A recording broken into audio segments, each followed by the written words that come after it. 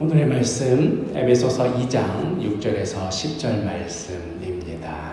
또 함께 일으키사 그리스도 예수 안에서 함께 하늘에 앉히시니 이는 그리스도 예수 안에서 우리에게 자비하심으로써 그 은혜의 지극히 풍성함을 오는 여러 세대에 나타내려 하심이라. 너희는 그 은혜에 의하여 믿음으로 말미암아 구원을 받았으니 이것은 너희에게서 난 것이 아니요 하나님의 선물이라. 행위에서 난 것이 아니니 이는 누구든지 자랑하지 못하게 함이라. 우리는 그가 만드신 바라 그리스도 예수 안에서 선한 일을 위하여 지으심을 받은 자니 이 일은 하나님이 전에 예비하사 우리로 그 가운데서 행하게 하려 하심이니라. 어제 우리가 함께 묵상한 말씀 중에 우리는 본질상 진노의 자녀였다 하는 것을 나누었지요. 우리들끼리는 서로 똥이 묻었네, 겨가 묻었네 이렇게 손가락질하고 비교하고 으스대봐야 그래봐야 다 멍멍 짖는 개의 한계를 벗어날 수가 없는, 그래봐야 하나님의 진노 아래서 벗어날 수가 없는 본질상 진노의 자녀였던 자들이 바로 우리 자신들이었다 하는 말씀을 나누었습니다. 그랬던 자들이 이제는 주인의 상에 올라가게 됩니다. 마지못해서 너도 뭐 거기 서 있긴 뭐하니 이 상에 올라와서 뭐라도 주워 먹어라 하는 정도가 아니라 주인의 아들로서, 주인의 상속자로서, 본질상 진노의 자녀였던 자들이 이제는 본질상 하나님의 자녀로서 그 잔치에 참여하게 됩니다. 어제의 본문 중 5절과 오늘의 6절을 이어서 함께 보면 에베소서 2장 5절과 6절, 허물로 죽은 우리를 그리스도와 함께 살리셨고 너희는 은혜로 구원을 받은 것이라.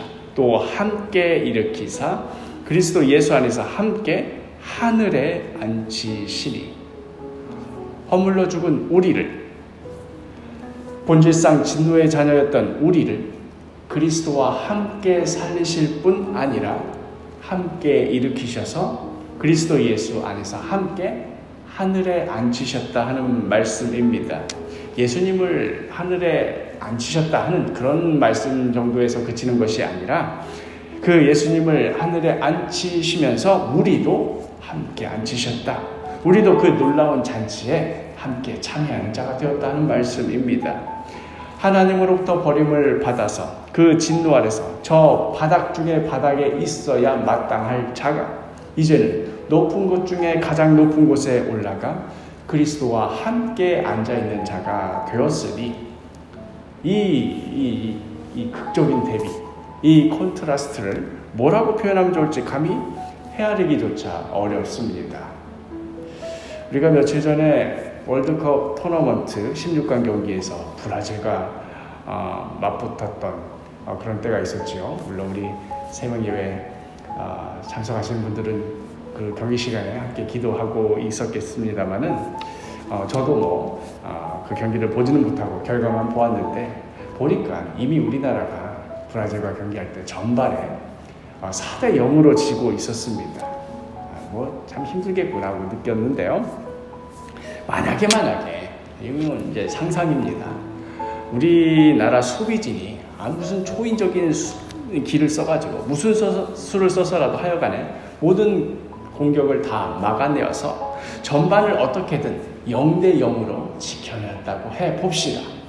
그리고 나서는 이제 그 후반 경기는 우리가 아는 경기로 이어지는 거죠. 후반에 백승호 선수가 한 골을 넣어서 우리가 우승을 하였더라면 그거 참 얼마나 극적이었겠는가 하는 그런 상상을 해보는데, 근데 그냥 이왕 터무니없는 상상을 시작한 건 한번 이렇게까지 상상해 봅시다.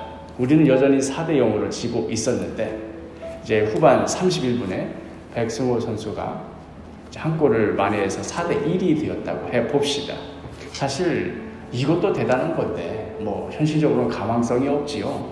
상대는 브라질 아닙니까? 이제 남은 시간은 15분 아닙니까? 이 시간에 무슨 일이 벌어지겠습니까? 그런데 또 무슨 이변이 일어났는지 그 후에 우리나라가 한 골을 또 넣고 한 골을 또 넣고 또 한 골을 넣고 해가지고 4대 4까지 만들어 놓고는 경기가 끝나기 직전 말도 안 되는 장거리 슛으로 역전골을 넣고는 그대로 경기가 종료되었다고 해봅시다. 0대0 게임에서 한 골을 겨우 넣어서 이긴 정도가 아니라 4대0으로 지고 있던 게임을 브라질을 상대로 해서 후반 15분 동안 5골을 계속해서 역전골을 넣어서 이긴 겁니다. 그러면 상상이지만 그 경기가 끝난 그 휘슬이 불릴 때 그때 선수들의 표정이 어떨까?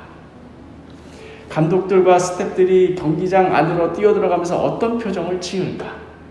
경기장에서 그 광경을 지켜보는 응원단들의 그 환호성은 어떠할 것이며 또 국내에서 TV로 응원하고 있는 응원단들의 그 함성은 어떠한 것일까? 도저히 있을 수가 없는 그 일이 일어났을 때의 그 감격과 감동과 환희.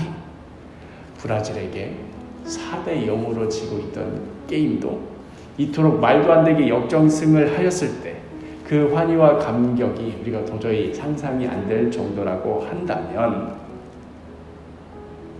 본질상 진노의 자녀였던 우리가 그 어떤 게임으로도 그 어떤 전략과 승부로도 역전이 불가능했던 이제는 마냥 꼼짝없이 죄의 사슬 아래 죽을 수밖에 없겠구나 하고 포기할 수밖에 없었던 자가 죄와 사망의 굴레에서 벗어나 이제는 저 높고 높은 곳 예수 그리스도와 함께 그 영광의 잔치에 참여하게 될 때의 그때의 감격과 환희 그 감동이 어떠한 것이겠습니까? 마지막 그 하늘에서 나팔이 울려 퍼질 때 자 이제 진짜 승부 결과가 어떻게 났는가 보자 했는데 다 진 줄 알았는데 우린 다 끝장난 줄 알았는데 예수 그리스도께서 우리를 위하여 행하신 그 모든 일들을 밝히 보게 되면 역전승이구나. 우리가 승리했구나. 하나님께서 승리하게 하셨구나. 하나님께서 우리로 그리스도와 함께 앉게 하셨구나 하는 것이 밝히 드러날 때의 그 감격과 환희. 이것이 바로 우리가 받은 은혜입니다. 우리가 뭘 어찌해서가 아니라 우리의 어떠함과는 관계없이 사랑과 은혜가 풍성하신 하나님의 어떠하심으로 말미암아 오늘 본문의 8절에 너희는 그 은혜에 의하여 믿음으로 말미암아 구원을 받았으니 이것은 너희에게서 난 것이 아니요 하나님의 선물이라. 도저히 갚을 수가 없는 것을 그 무엇으로도 대신할 수 없는 값으로도 매길 수 없는 그것을 하나님의 선물로 받았습니다. 그러니 이어지는 9절 행위에서 난 것이 아니니 이는 누구든지 자랑하지 못하게 함이라. 그러니 이제 우리의 자랑이 무엇이어야 하겠습니까? 우리의 감사와 찬양의 제목이 무엇이 되어야 하겠습니까? 오늘 하루 우리가 받은 이 선물, 우리가 누리는 이 은혜와 사랑에 감사하는 하루가 되시기를 바랍니다. 오늘 하루를 시작하면서 주님 감사합니다. 주님 나로 하나님의 자녀 삼아주셔서 감사합니다. 주님 오늘도 하나님 자녀답게 살게 하여 주옵소서. 도우심을 구하며 기도하며 주님 바라보며 오늘 하루를 시작하시기를 바랍니다. 그리하여 오늘도 하나님의 은혜와 사랑을 누리며 감사하며 찬양하며 하나님의 자녀답게 살아가시는 복된 하루가 되기를 간절히 축복합니다.